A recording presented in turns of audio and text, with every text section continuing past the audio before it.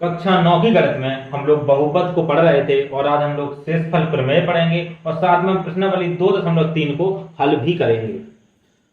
Video को start करने से पहले ही मैं बता देता हूं कि आज की वीडियो में कुछ चीजें ऐसी होंगी जो आपको हो सकता है समझ में ना आए, तो आपको घबराने की बिल्कुल जरूरत नहीं है। जो चीजें आपको समझ में नहीं आएंगी उससे भी कोई दिक्कत नहीं, क्योंकि आज की वीडियो में हम कुछ ऐसी चीजें भी पढ़ेंगे जिसका आपको 9 की क्लास में कोई जरूरत नहीं है जिस चीज की, लेकिन आपको पता होनी चाहिए। अगर आपको पता है तो अच्छी बात है, लेकिन अगर आपको नहीं भी समझ में आता है तो कोई दिक्कत नहीं। हम सवाल करना सीखेंगे ही, शेषफल प्रमेय क्या होती है वो भी सीखेंगे और सवाल कैसे करने वो भी बताएंगे। लेकिन कुछ चीजें ऐसी हैं जो अगर आपको समझ में आ जाती है तो अच्छी बात है, अगर आपको नहीं समझ में आती तो एक बार आप वीडियो को दोबारा देख लीजिए। तो अगर आपको समझ में आ जाती है तो बहुत अच्छी बात है, नहीं समझ में आती तब भी कोई दिक्कत नहीं। मैं बता दूंगा कौन सी चीज बहुत ज्यादा जरूरी है, जो समझना जरूरी है, कौन सी चीज जरूरी नहीं है। तो सबसे पहले हम लोग बात कर लेते हैं शेषफल प्रमेय से मेरा मतलब क्या है कि हम लोग कक्षा 1 2 3 4 5 6 7 8 मतलब पिछली 8 कक्षाओं में हम लोग भाग देते हुए आ रहे हैं, भाग सीखते हुए आ रहे हैं। भाग कैसे देते थे? मान लीजिए मैं कोई संख्या ले लेता हूं, मैं यहाँ पे ले लेता हूं और कोई भी एक संख्या ले लेता हूं। मान लीजिए मैं कोई संख्या ले लेता हूं, मान लीजिए 6 ले लिया और उसका भाग देना मैं 14 में। 6 का भाग 14 में देते थे तो कैसे देते थे?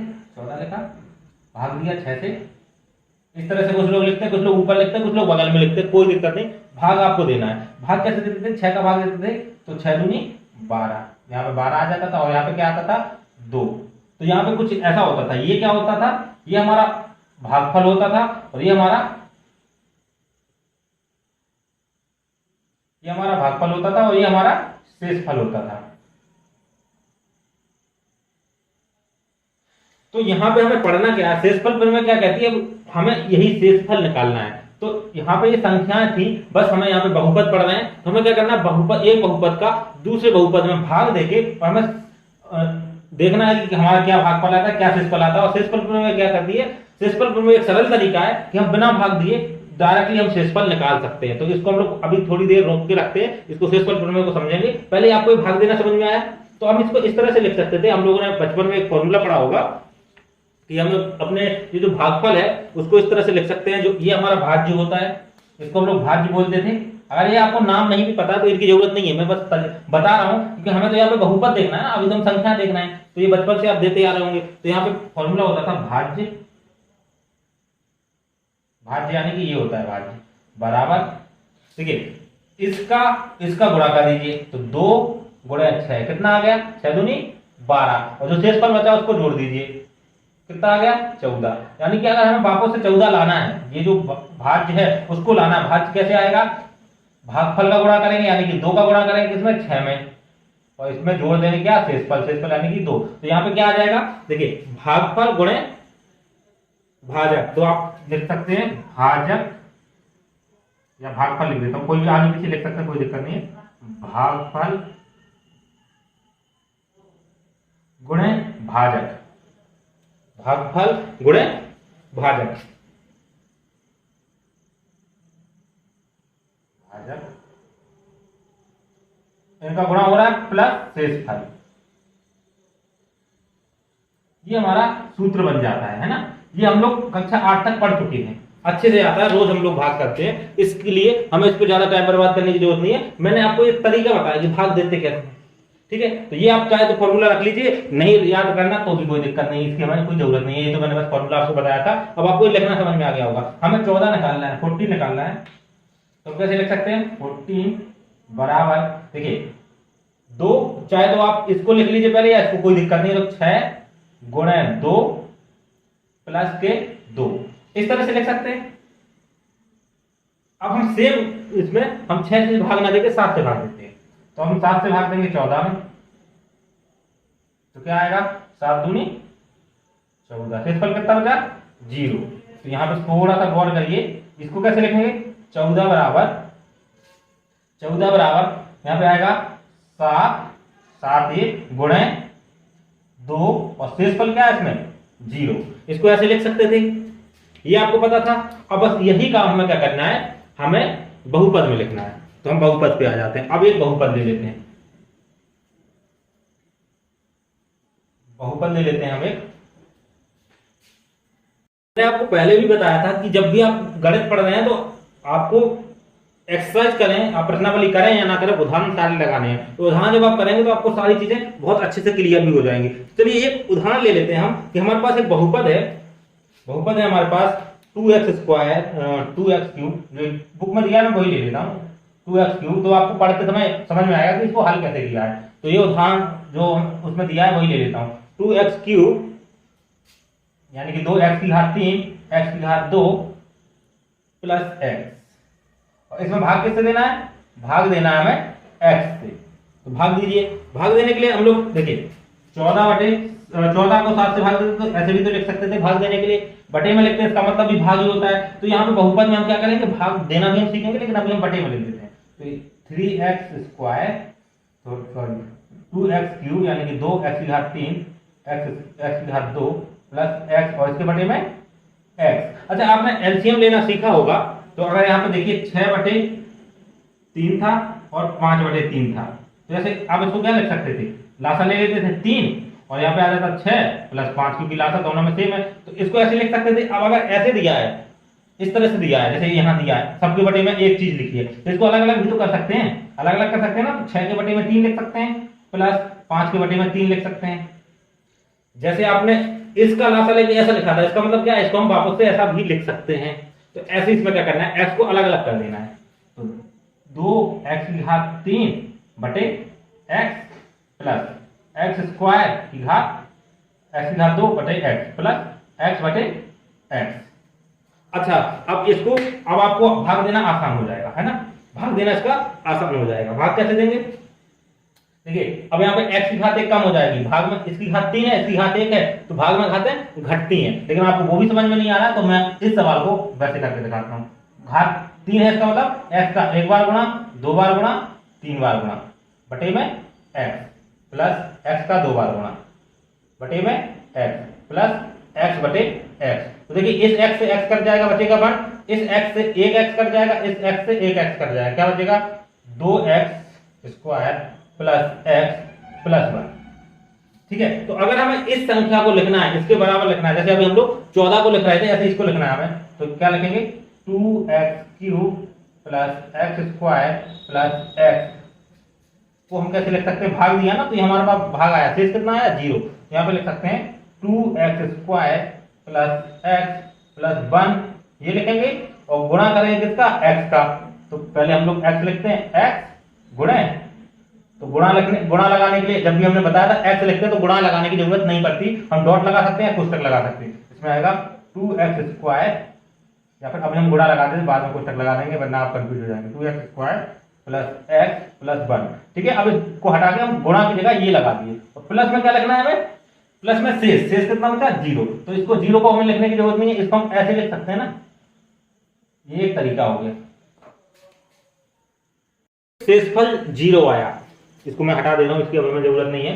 तो यहाँ पे हमारे पास शेषफल 0 आया, और जब शेषफल हमारे पास 0 आ गया तो अब यहाँ पे वो कंडीशन हो गई कि 14/7 वाली कंडीशन हो गई। तो इसको कैसे लिखते थे, 14 बराबर 2 गुणे 7, 2 गुणे 7 इसको ऐसे लिखते थे, या फिर 7 गुणे 2 कह सकते हैं, 7 गुणे 2। आगे पीछे लिखने में कोई दिक्कत नहीं, x को आप पीछे ले जाइए या फिर ब्रैकेट के आगे ले जाइए, कोई दिक्कत नहीं। तो यहाँ पे देखिए 7 से भी इसमें भाग जा रहा है और 2 से भी इसमें भाग जा रहा होगा, मतलब ये दोनों क्या है, इसके गुणनखंड है। गुणनखंड कैसे निकालते थे, 14 को लिखा इस तरह से, 2 से काटेंगे तो 7 बार जाएगा, 2 से काटेंगे तो 1 बार आएगा, सॉरी 7 से काटेंगे तो 1 बार जाएगा। तो 2 और 7 इसके क्या है, गुणनखंड है। तो यहाँ पे जब भी शेषफल कितना था इसका 0, जब भी शेषफल 0 होता है तो जो भी हमारे पास गुणा में लिखे होते हैं वो उसके क्या होते हैं, गुणनखंड होते हैं। तो ऐसे ही इसके अगर हम लोग बोलें कि इसके गुणनखंड कौन कौन से है, तो इसके 2 गुणनखंड है, एक तो x और दूसरा ये पूरा ब्रैकेट में ये पूरा हिस्सा, इसके 2 गुणनखंड है, इसके ये 2 गुणनखंड है, और भी गुणनखंड निकाल सकते हैं लेकिन ये 2 हैं।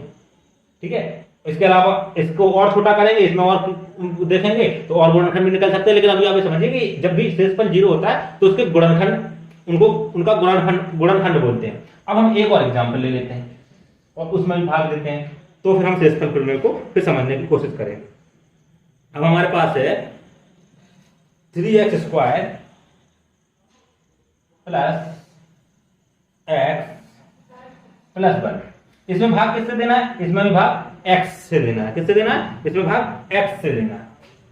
तो इसमें जब हम भाग देंगे तो भाग कैसे आएगा, अभी भाग देना पहले हम लोग सीख लेते हैं। वैसे अगर हम इसके बटे में लिखना चाहें तो इसके बटे में लिख देंगे x, बटे में लिख दिया। अब इसको अलग अलग कर देंगे 3x² प्लस बटे x प्लस x बटे x प्लस 1/x। ठीक है, तो इसको तो हम x से x काट देंगे, 2 है यहाँ 2x है, यहाँ 1x बचेगा तो 3x बचेगा प्लस अब यहाँ पे 1 बचेगा प्लस 1/x बचेगा, यानी कि ये नहीं कट रहा है तो हम इतने हिस्से को अलग कर सकते हैं। और दूसरा तरीका क्या है इसका भाग देने का, वो हम समझ लेते हैं। अब यहाँ पे भाग जा रहा होता, कट रहा होता तो हम तो सीधे सीधे काट देते। अब इसको भाग देके देख लेते हैं। तो इसका भाग देके हम लोग सबसे पहले देख लेते हैं। इसका भाग वैसे देते हैं जैसे हम लोग संख्याओं का भाग देते हैं, तो इसको ऐसे बटे में ना लिख के वैसे लिखते हैं ना। तो यहाँ पे हमारे पास है 3x² प्लस x प्लस 1, इसका भाग दे रहे हैं किसका, x का। अब देखिए इसको आप आंसर चाहे तो यहाँ लिख दीजिए चाहे यहाँ लिखिए, तो मैं अभी तो यहाँ पे लिख दे रहा हूँ, लेकिन उसके बाद मैं सब जगह आंसर ऊपर लिखूंगा, क्योंकि यहाँ पे हमें पता नहीं कितना लंबा चला जाए, तो हम आंसर ऊपर लिखेंगे। तो अब मैं इसको हटा देता हूँ, उसकी हमें जरूरत नहीं है। तो आप आंसर चाहे तो यहाँ लिखिए चाहे यहाँ लिखिए, तो कोशिश करिए कि बहुपद का आंसर यहाँ लिखा करिए। उससे क्या होता है, यहाँ पे कितना लंबा जा रहा है उससे हमें कोई दिक्कत नहीं। अब जब भी हम भाग देते हैं तो हमें भाग देते समय, जब भी हम जैसे भाग देते थे 14 का 6 का भाग 14 में देना है, तो क्या करते थे 6 से काटते थे, 6 दूनी 12, इसके आसपास पहुंचते थे। लेकिन बहुपद में क्या करना है, पूरे में एक साथ भाग नहीं देना, हमें सिर्फ इस 3x को देखना है। 3x को स्क्वायर को देखिए, x का भाग देना 3x² में, कितनी बार जाएगा, x का भाग देके देख लीजिए, तो x से x कम जाएगा 3x, तो यहाँ पे हम लिख देंगे 3x।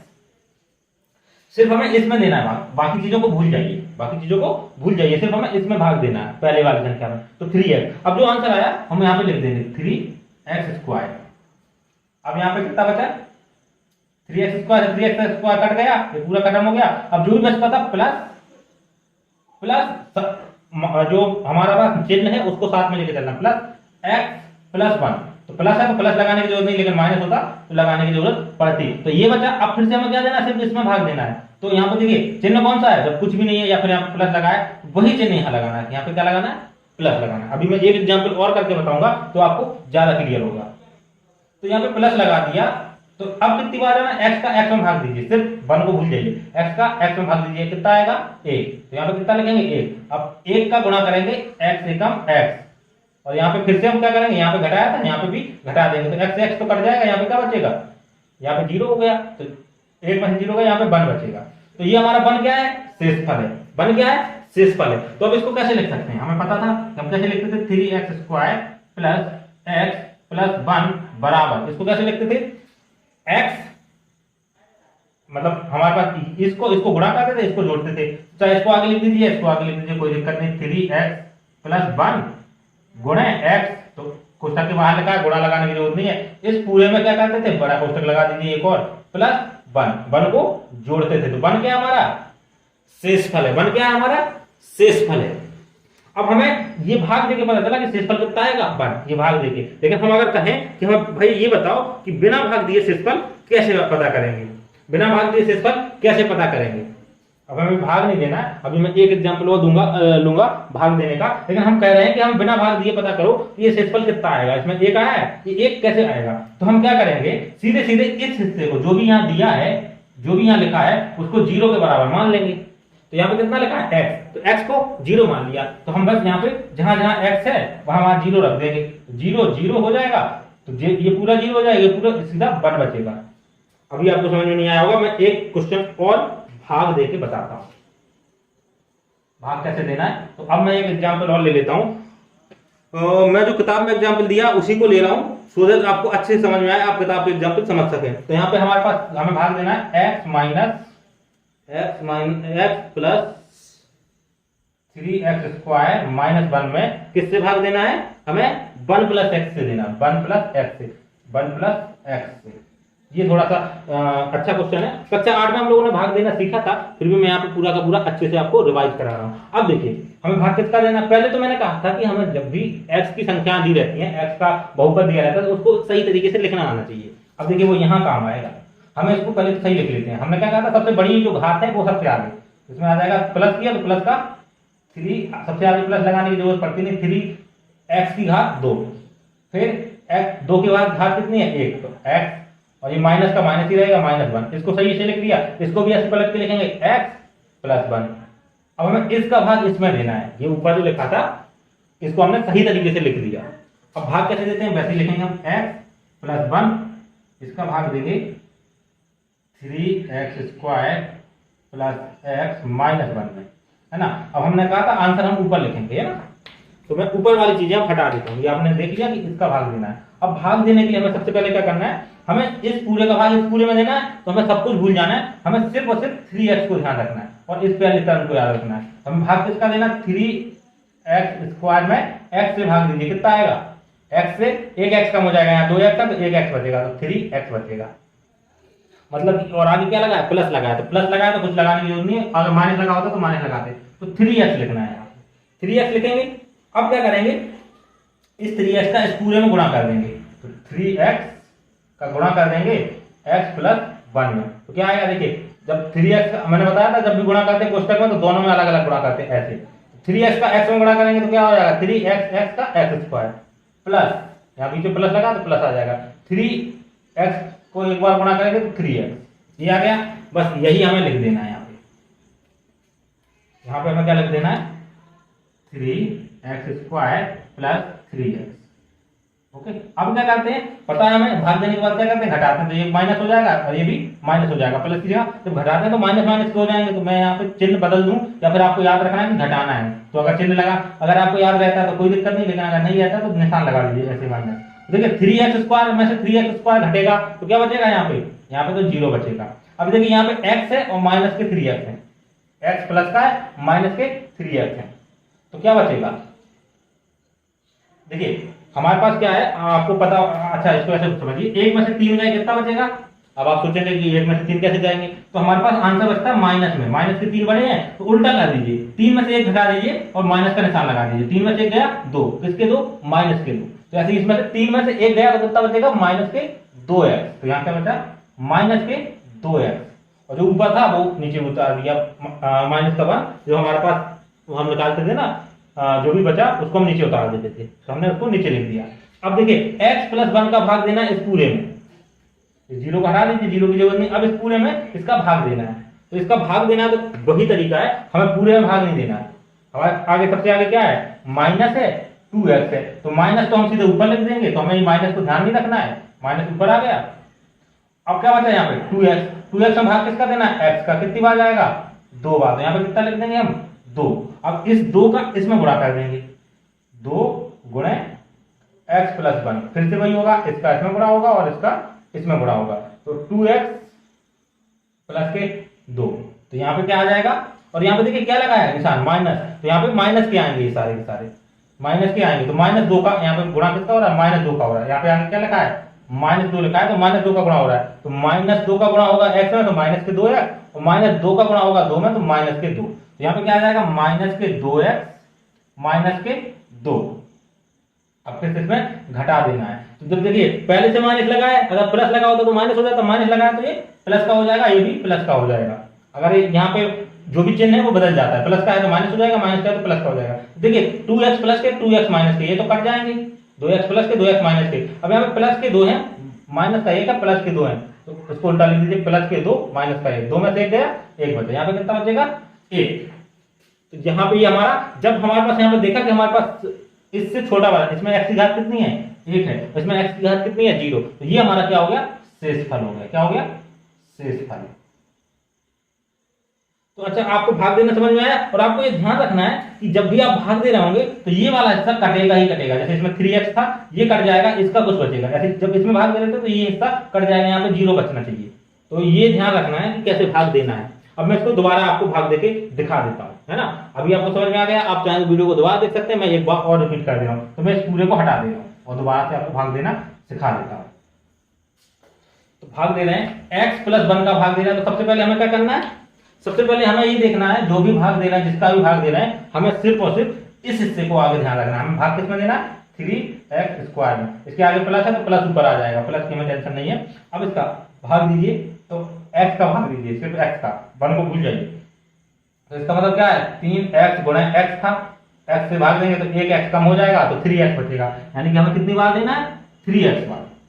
अब हमें पता कैसे चलेगा, यहां लिखना क्या है, तो इसका जो भी हमने भाग देके निकाला इसका इसमें गुणा कर दीजिए, तो यहाँ पे आ जाएगा x प्लस 1 में गुणा कर दिया 3x का। अब चाहे इसको आगे लिख के गुणा कर दीजिए या पीछे लिख के, उससे हमें कोई दिक्कत नहीं। 3x का गुणा किया तो 3x का गुणा पहले इसमें होगा, कोष्टक के अंदर है ना, फिर इसमें होगा, तो यहाँ आ जाएगा 3x²। अब ये ध्यान दीजिए, ये जो पहला टर्म आएगा वो बराबर होना चाहिए, ये बराबर है मतलब हम सही कर रहे हैं, प्लस का 3x एक में गुणा करेंगे तो बस उसी को यहाँ लिख देना 3x² प्लस का 3x। और अब इसमें घटाते हैं तो चिन्ह बदल जाएंगे, इसके आगे प्लस है माइनस हो जाएगा, इसके आगे प्लस है तो माइनस हो जाएगा। चाहे तो आप यहीं पे लिख दीजिए या नीचे लगा दीजिए, ये आपके ऊपर है कि आपको कैसे रखना है, या फिर आपको याद रहता है तो निशान नहीं बदलेंगे तो कोई दिक्कत नहीं। अब देखिए ये प्लस का ये माइनस का, ये तो कट जाएंगे, यहाँ पे बचेगा x प्लस का और माइनस का 3x। तो एक x में से माइनस के 3x का तो माइनस के 2x बचेंगे, तो यहाँ पे बचेगा माइनस का 2x। और जो भी ऊपर बचा था, यहाँ पे जितना लंबा लिखा होता है, यहाँ पे लिखा होता प्लस x प्लस y, ऐसा कुछ भी लिखा होता उसको पूरे को उतार देना था, लेकिन यहाँ पे सिर्फ -1 लिखा तो -1 को नीचे उतार दिया। अब देखिए यहाँ पे कितना है माइनस, तो यहाँ पे हमें पता चल गया कि यहाँ माइनस तो लगाना है। अब हमें क्या करना है, 2x में भाग देना है x का, तो x करके कितना आ गया 2, तो यहाँ पे आ गया 2, और ये 2 नहीं आया, माइनस पहले से लगाया तो ये माइनस का 2 आया है। अब हमें क्या करना है, x प्लस 1 में माइनस के 2 से गुणा कर देना है, तो माइनस का 2 का गुणा पहले इसमें होगा, फिर माइनस के 2 का गुणा इसमें होगा, तो माइनस का 2x आएगा, माइनस का 2 आएगा, तो बस इसी को लिख देना माइनस का 2x माइनस का 2। अब देखिए जब भी हम ये लिखेंगे तो हम चिन्ह बदल देंगे, घटाएंगे ना, तो माइनस का प्लस हो जाएगा, माइनस का प्लस हो जाएगा, देखिए ये फिर से कट जाएंगे और यहाँ पे प्लस का 2 माइनस का 1, यहाँ पे बचेगा 1। तो अब आपको भाग देना समझ में आया होगा। वैसे तो हम कक्षा 8 में ये भाग देना सीख चुके थे, अभी भी अगर आपको ये भाग देना समझ में नहीं आया तो आप एक बार और वीडियो को दोबारा से देख सकते हैं, और अभी हम प्रश्नावली पे जाएंगे तो वहां पे भी 1-2 सवाल करेंगे तो आपको वहां से भी समझ में आ जाएगा। अब हमने आंसर तो हमारा आ गया इतना, अब हम चाहते हैं कि हम इसको डायरेक्टली निकालें। तो मैंने क्या बोला था, हम इसको लिख कैसे सकते हैं, जैसे हम लिखते थे, तो इसको हमें लिखना है 3x² प्लस x माइनस 1 को लिखना है, तो हम इसका और इसका गुणा और इसको जोड़ते थे, यहाँ आएगा x प्लस 1 का गुणा किसमें करना है, 3x माइनस 2 में गुणा करना और प्लस का 1 करना, तो इनका गुणा हो जाएगा और ये 1 हो जाएगा। अगर ये 0 हो जाता तो ये दोनों क्या होते, इसके गुणनखंड होते, लेकिन ये 0 नहीं है तो ये दोनों इसके गुणनखंड नहीं है, तो इसको ऐसे लिख सकते हैं, ठीक है। अब मैंने आपको बताया था कि हम किसी भी फंक्शन को, जैसे अगर हमें ये लिखा है इसको हम लिख सकते थे fx या फिर px, कुछ भी लिख सकते थे, है ना। तो हम इसको भी क्या करते हैं, इसी तरह से लिखने की कोशिश करते हैं। तो ये x में है तो इसको हम लिख देते हैं px, इसको क्या लिख देते हैं px। अगर ये आपको समझ में नहीं आ रहा, ये हिस्सा तो भूल जाइए, इसकी इतनी ज्यादा जरूरत नहीं है, बट हम बता रहे हैं। ये भी x में एक बहुपद है तो इसको भी हम मान लेते हैं कि इसको हम qx दे देते हैं, इसका कोई भी नाम दे देते हैं, मान लो हम इसका नाम देते हैं qx, तो यहाँ पे हमारे पास आ जाएगा qx। लेकिन हमारे पास ये क्या है, ये तो हमें पता ही है, तो इसको हमें qx बनाने की जरूरत नहीं, इसको हम लिखेंगे x प्लस 1, ऐसे ही लिखा रहने देंगे। ये हमारा आंसर कुछ भी हो सकता था, ये हमने अभी भाग देके निकाला, तो इसको मान लेते हैं हम qx, क्या मान लेते हैं qx, और प्लस में यहाँ पे बचा 1, तो हम ये मान सकते हैं ना कि 1 x की घात 0 है, तो यानी कि ये भी x का कोई फंक्शन होगा, तो इसको मान लेते हैं हम rx, रिमाइंडर rx, ठीक है। इसको इस तरह से लिख सकते हैं। अगर ये आपको समझ में नहीं आया तो इसको भूल जाइए, आपको ऊपर वाला समझ में आ गया ना, मैंने बोला था कुछ चीजें आपको समझ में नहीं आएंगी, तो हो सकता है आपको ये समझ में नहीं आया कि हमने ये कैसे लिखा, तो इसको भूल जाइए। अब हम क्या कह रहे हैं कि हमारे पास जो प्रमेय है, हमने क्या बोला था, इसको आप 0 मान लीजिए, इसको 0 कर लीजिए, 0 कर दें, मैं सबको हटा रहा हूं, इसकी हमें जरूरत नहीं है। अब इसको हम 0 कर देते हैं, तो हमारे पास लिखा क्या था x प्लस 1, इसको हमने क्या कर दिया 0, यहां से x का मान निकाल लीजिए, तो x का मान क्या आ गया, x का मान आ गया, ये देखिए प्लस का इस तरफ जाएगा तो माइनस का हो जाएगा, 0 माइनस 1, x बराबर माइनस का 1, x बराबर माइनस का 1, यानी कि अब हमें शेषफल निकालना है, तो इस पे सीधे सीधे x का मान -1 रख दीजिए, तो हमारे पास px क्या था 3x² प्लस का x माइनस का 1, इसमें क्या करना है p -1 निकालना है, जो हमारा आंसर है वो निकालना है, तो कितना आ जाएगा 3 -1 का स्क्वायर प्लस -1 -1, तो ये आ जाएगा, देखिए -1 का 2 बार गुणा करेंगे तो -1 प्लस हो जाएगा, तो ये हो जाएगा 3 माइनस का, यहाँ पे प्लस माइनस का माइनस हो जाएगा, -1 -1, तो -1 और -1 माइनस के 2, 3 -2 बराबर 1, और यही हमारा शेषफल है। तो यही हमारी शेषफल प्रमेय है। शेषफल प्रमेय क्या है, हमें ये निकालना है। अब इसकी जो है उत्पत्ति दी हुई है, उत्पत्ति यूं कहें कि शेषफल प्रमेय को प्रूफ करना है कि ये शेषफल प्रमेय कैसे वर्क करती है, तो उसमें आपको ये पता होना चाहिए। उसके बाद आप शेषफल प्रमेय को प्रूफ कर पाएंगे, जो कि प्रूफ करना आपकी जरूरत की चीजें नहीं है, लेकिन आपको पता चल गया ना कि आपको इसका शेषफल कैसे निकालना है। तो अब आप सारे के सारे उदाहरण करिए और हम सीधे सीधे प्रश्नावली पे आते हैं। तो आप सारे उदाहरण, जितने भी उदाहरण दिए उनको आप कर सकते हैं। इस तरह से भाग देने के भी 2-3 उदाहरण हैं जिनको आप जरूर कर लीजिएगा, तो आपको ये भाग देना बहुत ही आसानी से समझ में आ जाएगा। हम लोग शेषफल प्रमेय पढ़ चुके हैं। शेषफल प्रमेय में करना क्या होता है, हमें इसको 0 के बराबर रख के x का मान निकालना होता है और उसी x का मान हमें इसमें रख देना होता है, जो हमारा आंसर आता है वही हमारा शेषफल होता है। प्रूफ करना बता रहा हूं, जो शेषफल प्रमेय है उसको सिद्ध करना बता रहा हूं। तो ये अगर आपको नहीं समझ में आता तो उसकी कोई जरूरत नहीं है, बस मैं आपको बता रहा हूं ताकि आपको ये समझ में आ जाए कि हो क्या रहा है। लेकिन अगर आपको नहीं समझ में आता तो भी कोई दिक्कत नहीं है। अब देखिए यहाँ पे हमारे पास px को हम लोग इस तरह से लिख सकते हैं, x माइनस x प्लस 1। यहाँ पे x प्लस 1 था ना, तो हम इसको x प्लस a कर देते हैं। a का मान 1 हो सकता है, 2 हो सकता है, 3 हो सकता है, और यहाँ पे qx हो जाएगा प्लस का rx हो जाएगा। अब हमें पता है कि इसका हम भाग दे रहे थे ना, इसका भाग दे रहे थे। जब इसका भाग दे रहे थे तो इसको हम किसके बराबर रखेंगे, 0 के बराबर रख देंगे। तो जब ये पूरा का पूरा 0 हो जाएगा तो px और x का मान कितना हो जाएगा, x प्लस a या फिर x प्लस 1 जो भी हमारा था, उसको हम 0 के बराबर रख देंगे। तो x बराबर क्या हो जाएगा, माइनस का a। x बराबर क्या हो जाएगा, माइनस का a। तो यहाँ पे आ जाएगा x माइनस a बराबर क्या आ जाएगा, देखिए ये हो जाएगा पूरा 0 गुणा qx प्लस rx। तो ये तो पूरा 0 हो जाएगा, तो p माइनस a बराबर rx। और ये हमारा क्या था, रिमाइंडर था। यही हमारी शेषफल प्रमेय कहती है कि अगर हम उसको 0 बना के x का मान निकाल लें और उस x के मान पे हम जो वैल्यू निकालेंगे वही हमारा रिमाइंडर होगा, वही हमारा शेषफल होगा। तो यही हमारी शेषफल प्रमेय थी। ये इसकी प्रूविंग है, आपको बुक में मिल जाएगी, आपको पढ़ेंगे तो आपको समझ में भी आ जाएगी, इसलिए मैंने आपको बता दिया। लेकिन अगर आपको ये समझ में नहीं आया तो इसको बिल्कुल भी भूल जाइए, इसकी कोई जरूरत नहीं है। अब हम प्रश्नावली फटाफट से कर लेते हैं। प्रश्नावली में हमारे पास 2 या 3 क्वेश्चन ही है, तो कोई ज्यादा क्वेश्चन नहीं है इसमें। पहला है, निम्नलिखित से भाग देकर शेषफल ज्ञात कीजिए। तो इसमें से कोई भी आप कर सकते हैं। यहाँ पे हमारे पास दिया हुआ है x cube plus 3x square plus 3x, x cube plus 3x square plus 3x और प्लस 1। अब इसको भाग देना है तो अलग अलग चीजों से भाग देके देख सकते हैं। तो यहाँ पे भाग देकर शेषफल ज्ञात कीजिए। तो पहले देना x प्लस 1 से। तो एक तरीका तो है कि आप भाग दीजिए, तो मैं तो आपको कहूंगा कि आप पहले भाग देके करिए फिर शेषफल प्रमेय में लगाइए। लेकिन दूसरा तरीका क्या है, इसकी शेषफल प्रमेय, तो इसको पूरा 0 मान लीजिए, x प्लस 1 को मान लीजिए 0, तो x बराबर क्या हो जाएगा, माइनस का 1। तो इसमें बस माइनस 1 रख दीजिए। तो यहाँ पे देखिए इससे हम सॉल्व करेंगे तो माइनस 1 का घात 3, माइनस 1 की घात 3 प्लस 3, माइनस 1 की घात 2 प्लस 3 माइनस 1 प्लस 1। तो ये माइनस 1 की घात 3, माइनस 1 का गुणा 3 बार होगा, तो माइनस माइनस प्लस हो जाएगा, फिर एक और माइनस बचेगा तो माइनस, तो माइनस का 1, ये माइनस माइनस 2 बार जाएगा तो प्लस हो जाएगा, तो ये प्लस ही रहेगा 3, ये प्लस और माइनस, ये प्लस और माइनस माइनस हो जाएगा, तो माइनस का 3 प्लस का 1। देखिए प्लस का 3 माइनस का 1, ये कितना हो जाएगा, 0 हो जाएगा। यानी कि ये जो है एक इसका गुणनखंड होगा। अभी पूछा नहीं है कि गुणनखंड है कि नहीं बताना है, लेकिन इसका शेषफल कितना है, 0। तो इस तरीके से आप या तो मान निकाल लीजिए। दूसरा आंसर, दूसरा क्वेश्चन क्या है, दूसरे में देना है x माइनस 1/2 का भाग। तो इसको भी हम 0 के बराबर रखेंगे, तो x बराबर क्या आ जाएगा, 1/2। तो इसमें 1/2 रख के देख लीजिएगा, या फिर आप भाग देके देख लीजिएगा। तो 1/2 वाला मैं फिर से कर दे रहा हूँ, इसको और कर दे रहा हूँ मैं। तो 1/2 आया, इसमें 1/2 रख लीजिए। ये पहले क्वेश्चन का दूसरा क्वेश्चन है, पहले पार्ट का दूसरा। तो यहाँ पे 1/2 रख के देखिए, 1/2 की घात 3 प्लस 3, 1/2 की घात 2 प्लस 3, 1/2 प्लस 1। अब देखिए यहाँ पे घात 3 है, 1 की घात भी 3 होगी, 2 की घात भी 3 होगी, तो 1 की घात 3 1 ही रहेगा, 2 की घात 3 कितना हो जाएगा, 2 गुणा 2 गुणा 2, तो 2 दूनी 4 दूनी 8। यहाँ पे 2 का 3 बार गुणा, 2 गुणा 2 गुणा 2, 2 दूनी 4, 4 दूनी 8, यहाँ पे 8 आ जाएगा। अब ये कई लोग क्या कहेंगे 2 गुणा 2 गुणा 2, इसको 6 लिख देते हैं, यहीं पे उनका सवाल गलत हो जाता है। तो थोड़ा सा ध्यान देना होता है।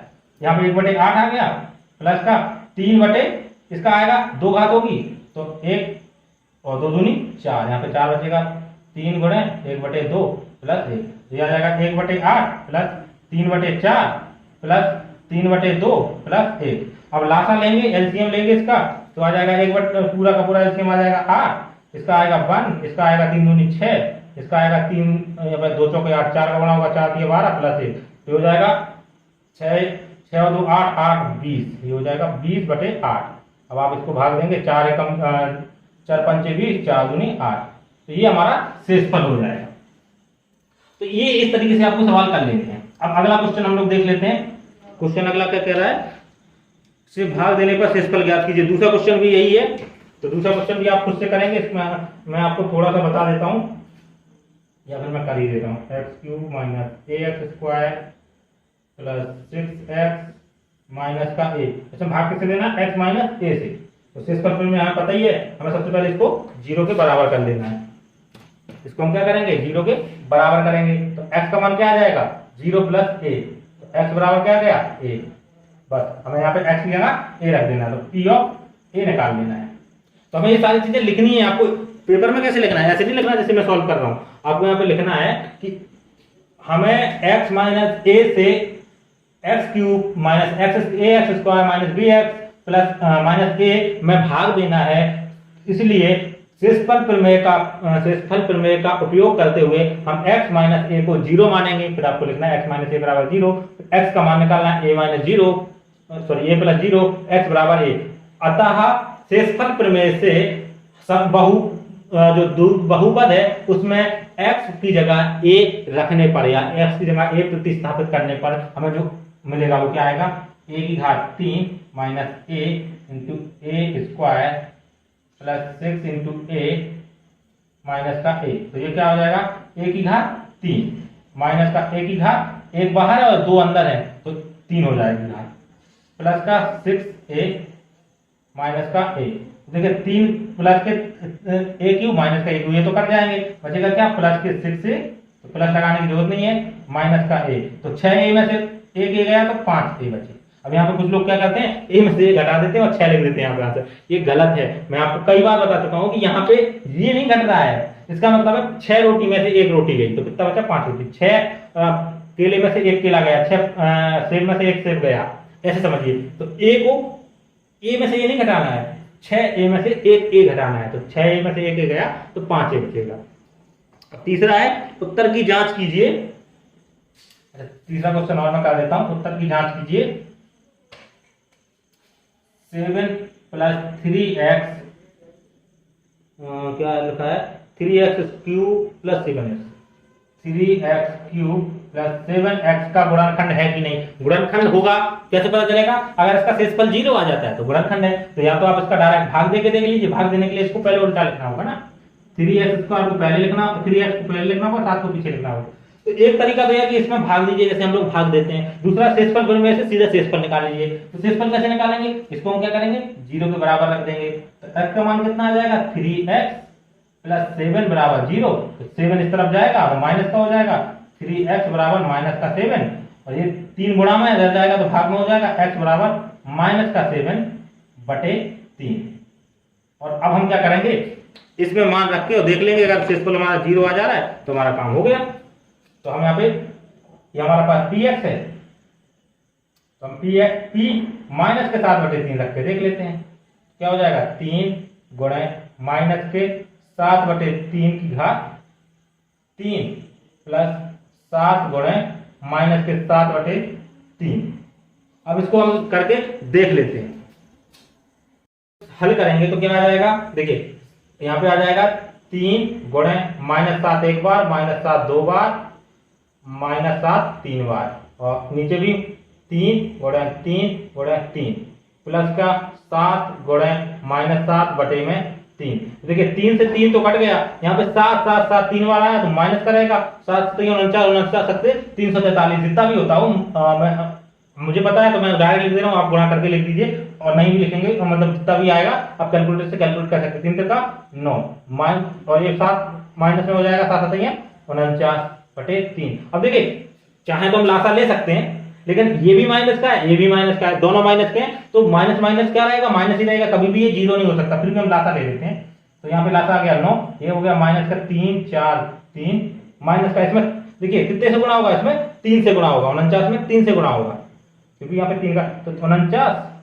गुणे 3 और जो भी हमारा आंसर आएगा आप इसको तो सॉल्व कर ही सकते हैं, लेकिन आप देख रहे हैं कि ये 0 नहीं आ रहा है, और जब ये 0 नहीं आ रहा है इसका मतलब क्या है कि ये जो है इसका गुणनखंड नहीं है। तो आपको लिख देना है 7 plus 3x 3x square plus 7x का गुणनखंड नहीं है, क्योंकि इसमें भाग देने पे शेषफल हमें 0 नहीं मिलता है। तो आपको शेषफल प्रमेय समझ में आई और ये गुणनखंड करना समझ में आया होगा। और ये अब हम लोग बहुपदों के गुणनखंड अगले वीडियो में देखेंगे और अगली एक्सरसाइज भी हम लोग कवर करेंगे। तो यहाँ पे आपको शेषफल प्रमेय वो तो समझ में आ गई होगी, लेकिन शेषफल प्रमेय का जो मैंने लिखा था ना px qx rx वगैरह, वो समझ में नहीं आया होगा कि कैसे लिख दिया था, तो उसको भूल जाइए। बस आपको समझ में आ गया ना कि शेषफल प्रमेय क्या होती है, कैसे इसको लिखना है, कैसे इसको यूज करना है। तो अगले वीडियो में हम लोग बहुपदों के गुणनखंड को देखेंगे कि बहुपदों का गुणनखंड क्या करना है, और यही आपको कक्षा 10 में और कक्षा 11 में कक्षा 12 में काम आएगा। ये सारी चीजें तो सिर्फ और सिर्फ अब जो हम पढ़ने वाले हैं उसको सीखने के लिए हमने ये सारी चीजें सीखी थी, ताकि हमें वहां पे बार बार सोचना ना पड़े ये कैसे हो रहा है वो कैसे हो रहा है। तो ये सारी चीजें सिर्फ उसके लिए सीखी थी।